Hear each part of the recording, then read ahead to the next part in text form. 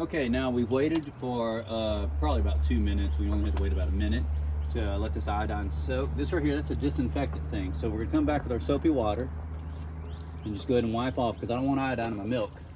Nothing wrong with it, but I just don't want it. Want the teats real clean. In case you're wondering, we just use standard dish soap in our water here. We found a lot of success with that, and it's what a lot of homesteaders use. We are not a commercial farm, but we have 6 kids, so it makes a whole lot of sense to have this. And we got a bunch of kids. All right, I think we're good. Now what you're gonna see is I'm gonna squeeze and pull down, gently of course, but enough to get pressure. And I got white milk, looking good.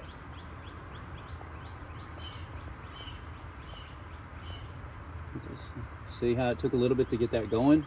It's better get that done. That one's ready. That one's ready. All right, they're all ready. Now we're gonna hook up the machine. Lots of little tips I learned about this machine. First off, this is a double bucket milker, but we only need one side. I just got it because I was paranoid that if one side goes down, I can connect up my other milking. I'll also state that I don't keep it out here. There's no need getting wear and tear on that equipment moving around. Notice the hose is shoved in for transport so it doesn't drag the ground.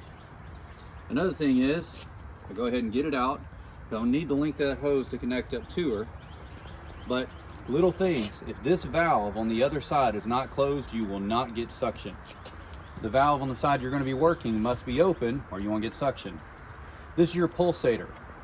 It's extremely important that these things are in and slid in properly. I had an issue one time, I can use this other side, where this little piece got slid back that way. And when it did, it was still on and connected, but you couldn't quite tell. And it really messed with the suction a lot. So you need to make sure that this is really tight in that spot. So if it ever seems weird, check your pulsator. This is your pressure gauge. We've already got ours dialed in. Manufacturer tell you don't go above 5. That's a really important thing to watch right there. But 3/4 horsepower, excellent milker. You're generally going to have chickens coming around you wanting to hang out. What we're going to do is we're going to turn this on. It's going to get a little loud, and I'm going to go ahead and pick this up. Man, when we were learning on this, we had a lot of issues. What we do is we flip it over because we didn't know what we were doing, and you bend these down. And before, to get that milking machine on and it's so loud, you're going to see when you bend these down, they're made to be able to close off the air right here, which creates a really good suction on any one that you lift up. This is what you're going to have to do, is have them folded over like this if you're connecting by yourself, because otherwise if you leave them all open, they won't have enough suction and they'll fall to the ground and get dirty, and you have to clean and start over. So notice I'm pinching them down into the outside first.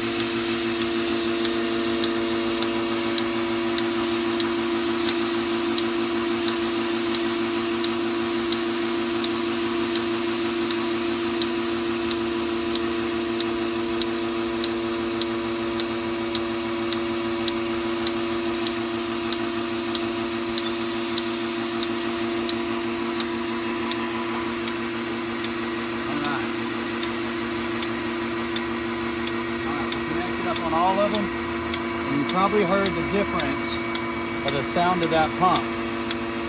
Now if you zoom in here, what you're going to see is you're going to see the milk flowing down.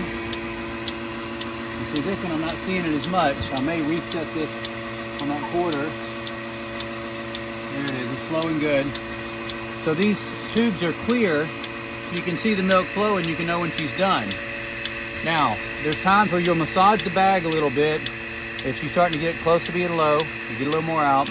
Times we'll put just a wee little bit of pressure on here to help increase that suction, so the calf's going to be sucking really hard.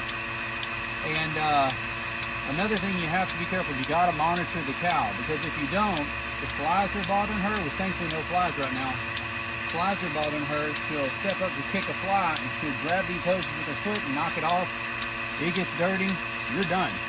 You suck up something in there, you're going to be throwing away a whole bucket full of milk. And we've been there, trust me, and that is disheartening, because you still got to clean the whole machine and you got no milk out of it. But I hope this helps. As hope this helps. We're working through our homestead and happy to share knowledge because when we were jumping into this, there was a whole lot of gaps that we had to figure out. And my wife and kids and I, we all jumped in